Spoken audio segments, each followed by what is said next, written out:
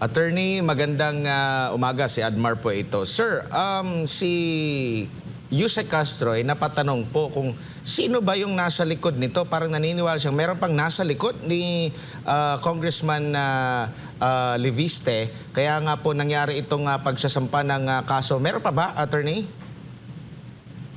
Meron po, ako po yung nasa likod niya kasi nung naglalakad po kami papuntang hukuman, mas mabilis maglakad si Congressman Leviste, bata pa yun eh. So nahuli ako yung nasa likod niya. Opo. Pero meron din siyang isang sinabi po, si Yusek Castro, na parang kinukot lang naman daw niya yung unang mga sinabi ni Ombudsman Rimulya. Bakit siya lang ang siyang napagdiskitahan at meron nga siyang puna doon sa payag ni Congressman Leviste na porket kaibigan ng kanyang nanay na si Senador Legarda itong si Rimulya at ako ay hindi kaibigan kaya ako sinampahan ng kaso. Attorney. Opo, ganito po kasi yan. Anyway, to seriously answer your question na kung may nasa likod, kailangan pa bang may isang taong mag-udyok sa isang katulad ni Congressman Leviste na sa edad niyang 32 years old ay nakapagtayo na siya ng multi-billion peso na negosyo, nanalo pa siya para sa House of Representatives. Hindi na po kailangan may nasa likod niyan o mag-udyok. May pangalan po yung tao na pinoprotektahan. Magandang pangalan, not only sa politika, kundi sa business community. Hindi na po kailangan may magtulak doon o mag-udyok. Gaslighting lang po yung si Auntie Claire. Alam nyo, lumang style na po yan, Auntie Claire, at booking na booking ka. Kung ano man yan, sagutin mo na lang sa korte, hindi yung vlog ka ng vlog at kung ano-anong sinasabi mo. Sub judice pa nga yan, Auntie Claire, baka makontempt ka pa nga dyan kung minamalas-mas ka Ngayon, yung sinasabi naman po kung bakit hindi na-demanda, at na-explain ko po yan kanina earlier, at ang kinakataka ko kay Auntie Claire, bakit niya i-quote si Ombudsman? Akala ko ba si Presidente, siya yung spokesman ng Presidente? Bakit naging spokesman na rin siya ng Ombudsman?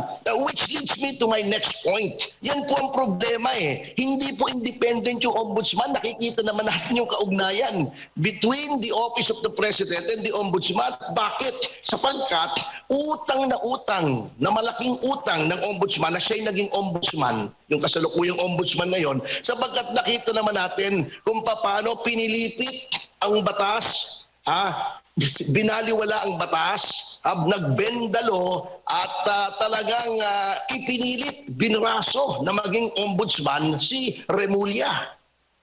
Opo, Attorney, hindi po ba ibabalik ni Congressman Leviste ang tanong kung sino nga ba ang nasa likod kay Yusek Castro, considering mahigit 100 na pong mga videos yung nabanggit niyo po na nagtatalakay sa issue against dito kay Congressman Leviste?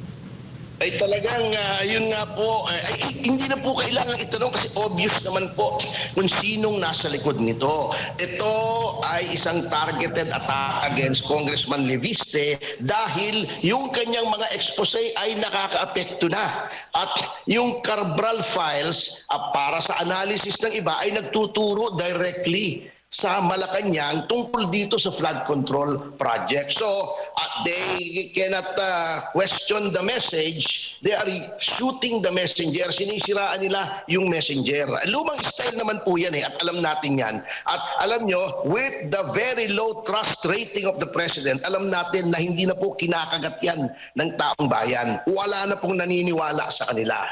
Opo. Sa tingin niyo po, may nilabag si Undersecretary Castro sa parang pagiging dual entity niya na siya ay parang tagapagsalita o representative ng Malacanang o ng Pangulo ng National Government bilang siya ay Palace Press Officer at siya ang mas laging nagbibigay ng mga pahayag, representation sa gobyerno o di kay Pangulong Marcos Jr. Tapos meron pa siyang sariling channel or nagva-vlog po siya na lagi niyang nililinaw na outside ito sa kanyang trabaho bilang Palace official attorney.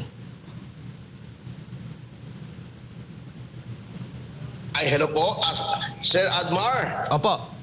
Opo, ulitin ko lang po. Medyo hindi ko po, pasensya na po kayo, medyo nag-garble po yung last part ng question nyo. Maaari po bang pakiulit po, please? Opo, ulitin ko lang po. Meron po ba kayo nakikitang paglabag dito kay Yusek Castro, considering siya po ay nagiging representative ng ating government, tagapagsalita ng ating national government, at the same time sa Pangulong Bongbong Marcos, tapos meron pa siyang parang separate na kanyang opinion sa kanyang vlog, at lagi niyang sinasabi na outside daw ito sa kanyang pagiging undersecretary or pagiging palace official po, attorney.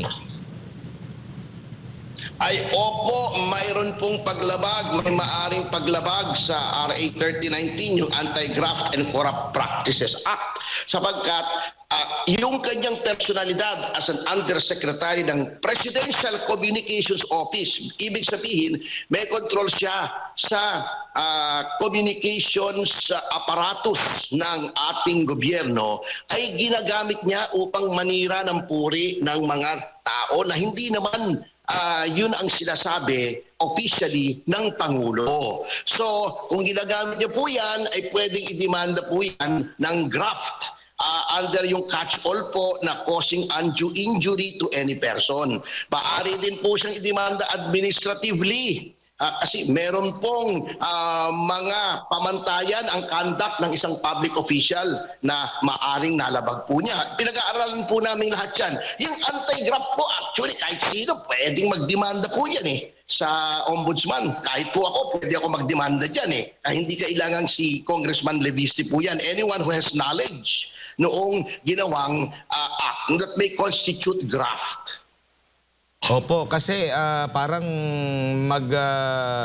magdadalawang isip, magkakaroon ng kalituhan kung ito bang kanyang sinasabi, lalo na sa kanyang vlog, ay panig pa rin or side pa rin ng national government. So sa tingin nyo, dapat pumili na lang si Undersecretary Castro kung gusto ba niyang maging isang opisyal ng communications, o di kaya ay maging political blogger, attorney? Opo, yun nga po nahahalo, which we think is improper.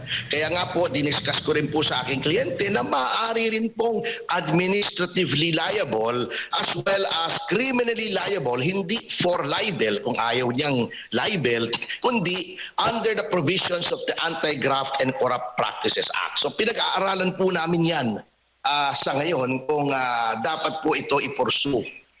But in the meantime po, abala pa po si Congressman Leviste. I understand meron pa po yatang isang pagdinig sa araw na ito sa Blue Ribbon Committee kung saan nandoon po siya, katulad ng pagdalo po niya kahapon. Opo. Attorney, siguro huli na lang, yung 24 billion po na multa kay Representative Leandro Leviste, yun ho ba ay pinal na at, or wala pong remedyo doon, wala pong aksyon na gagawin ang panig po ng Leviste? Ay marami pong remedyo po doon Yun pong 24 billion na sinasabi, kumbaga, parang letter of demand lang po yun na yun ay nanggagaling lamang sa isang pangig. At para sa amin po, yun ay hindi lamang arbitrary, kundi yun po ay lumalampas po sa purpose ng administrative fine at nagiging punitive na. Marami pong remedyo ron. Unang-una po, Sir Admar, pwede kaming humingi ng motion for reconsideration sa DOE kung bakit ganon. Or pwede rin po kaming humingi under yung loss ng mga ganyang government contracts, ay pwede po kaming humingi ng third-party technical audit na sinasabi namin, teka muna, kumuha tayo ng isang impartial na expert sa mga ganyan. Tignan niya kung talagang 24 billion ba ang nasuffer ng gobyerno. Kasi ang dami pong kinarga roon na para po sa amin ay hindi po dapat ikinarga. Number 3, ay tignan natin yung reason kung bakit hindi nakapag-operate. Kasi ang nangyari po dyan, ang tinatawag po dyan force majeure, ibig sabihin factors beyond the control. May mga regulatory bottlenecks po yan. Alam niyo, napakahaba po niyan kung ikwentuhin natin. Kasi alam niyo naman po rito sa Pilipinas, suffice it to say na dito sa Pilipinas, pag may bagong player sa isang industriya, yung mga datihan na, yung mga matatanda na sa ganyang negosyo, ay hinaharang nila yung bago. Yun ang tinatawag na talangka mentality. Ayaw nilang may umangat na bagong player kasi threatened yung kanilang traditional na mga negosyo na yung energy nila ay galing sa fossil fuels, yung nakaka-pollute ng environment. Ayaw nila ng solar,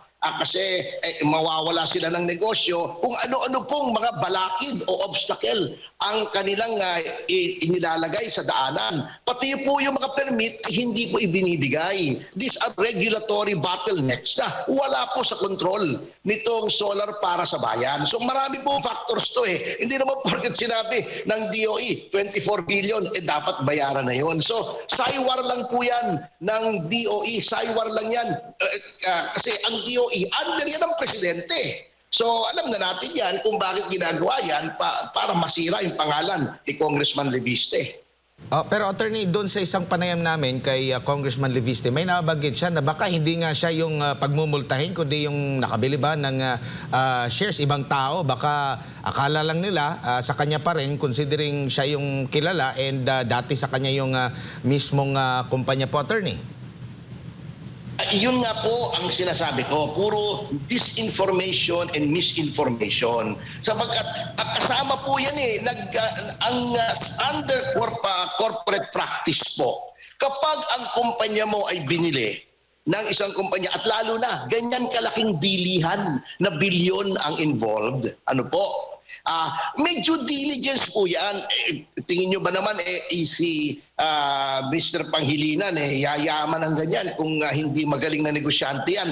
Yan po ay tinitingnan lahat, not only the assets of a corporation na binibili, kundi yun din pong mga maaring maging liabilities. At pag yan ay binili mo na at nag-due diligence ka na, ay assumption na yan at saka yung successor in interest principle na sinasabi na kapag ikaw ay bumili ng kumpanya, lock, stock, and barrel, in this case, a substantial block of shares, you step into the shoes of the corporation, of the former owners of the corporation. Opo. Yan po ang hindi sinasabi nila at yan ang hindi naunawaan ng iba. Opo. At baka hindi rin naunawaan ni Auntie Claire.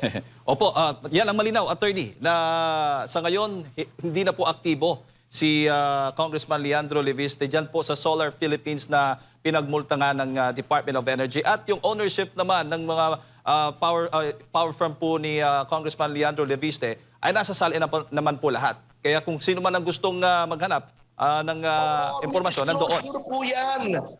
May disclosure, but then arm's length na. Ibig sabihin, wala na siya sa day-to-day operations. Yun po ang natinatawag na conflict of interest. Ang problema po kasi, may nagtanong doon sa presscon na isang reporter na nahawa yata kay Dan Fernandez na nag-google lamang ng kalahating oras. Akala niya, yung pinag-aralan ng abogado ng 4 na taon ay nakuha na niya. Hindi po basta ganun kasimple yun. Magkukot ka ng provision ng batas, magkukot ka ng constitution, hindi mo alam yung mga decided cases, yung mga principles involved, hindi po ganun kasimple yun. Kaya yun ang sinasabi ko po sa mga nagtatanong, masyado pong komplikado ang batas at hindi porket nabasa mo sa Wikipedia na ganito ganon, alam mo na. Well, attorney, siguro huling mensahe po ninyo para sa ating mga kababayan na nanonood po sa mga oras na ito. Hello? Yes, attorney, huling mensahe po ninyo para sa ating mga kababayan na nanonood po sa mga oras na ito.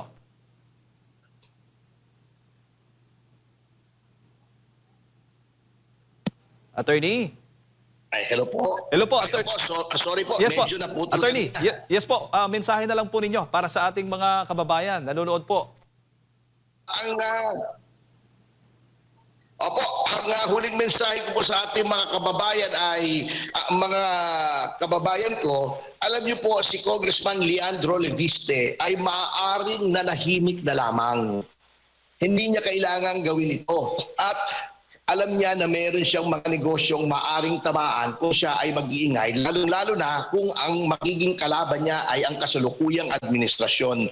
Ngunit hindi po niya mapigil ang kanyang sarili na sa nakikita niyang talamak na korupsyon, anomalies, pagnanakaw ng daang-daang bilyon sa gobyerno ay manahimik po siya. It was his sense of patriotism that compelled him na gawin ito. Ngayon, eto, hinaharas po siya. Dapat pong suportahan natin si Congressman Leviste sapagkat ang kanyang adhikain ay ipakita ang katotohanan upang magkaroon ng katarungan ng ating mga kababayan. Ngunit ginigipit pa po siya, sinisira ang kanyang pangalan at pinapahirapan sa kanyang mga negosyo. So yun po ang aking panawagan. Suportahan po natin si Congressman Leviste. Mr. Leviste did not have to do this. Pwede naman siyang manahimik na lang at enjoy na lang niya yung kanyang kinita sa malinis na paraan. Ngunit napilitan po siya na ito po ay ilabas yung mga anomalya sapagkat ito ay katungkulan niya bilang isang public official at bilang isang Pilipino.